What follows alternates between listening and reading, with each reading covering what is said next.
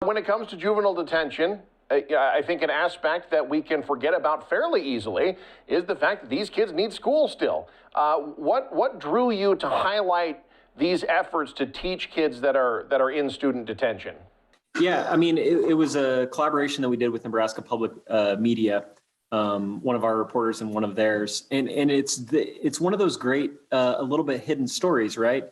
Once you sort of realize, yeah, the kids who are in juvenile detention need education, you, I think, quite understandably will then wonder, oh, what about these teachers?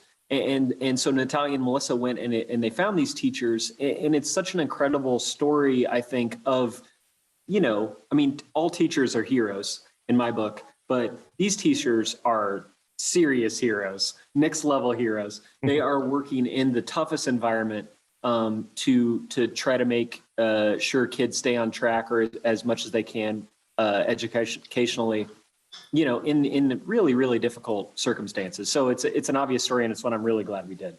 Yeah, you talk about next level. It's remarkable the things that you start to think about when you realize these teachers and what they're doing. You think of a normal teacher, any teacher that you've ever had, they're putting together lesson plans, they're looking ahead for an entire year.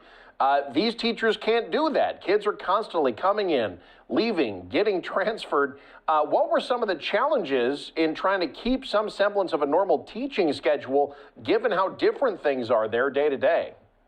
Challenge you have already mentioned. It's that, every morning or once a week, they look at, this board, and it lists, there's a piece of paper that lists the new students because they've been booked into juvenile detention. So that's a challenge. I mean, the educational challenges are serious, right? Almost every kid, 9 out of 10 kids that show up in juvenile detention, the estimate is, are working at below their grade level.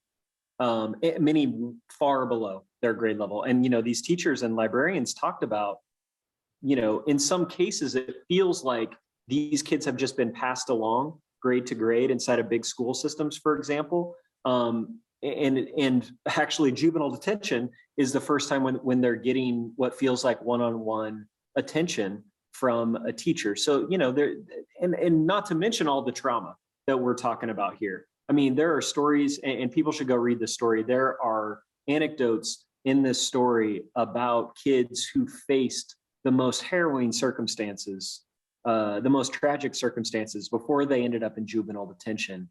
And I would guess that almost every kid there has some sort of story like that. So you're dealing with educational struggles, but you're also dealing with deep emotional, psychological, traumatic situations as well.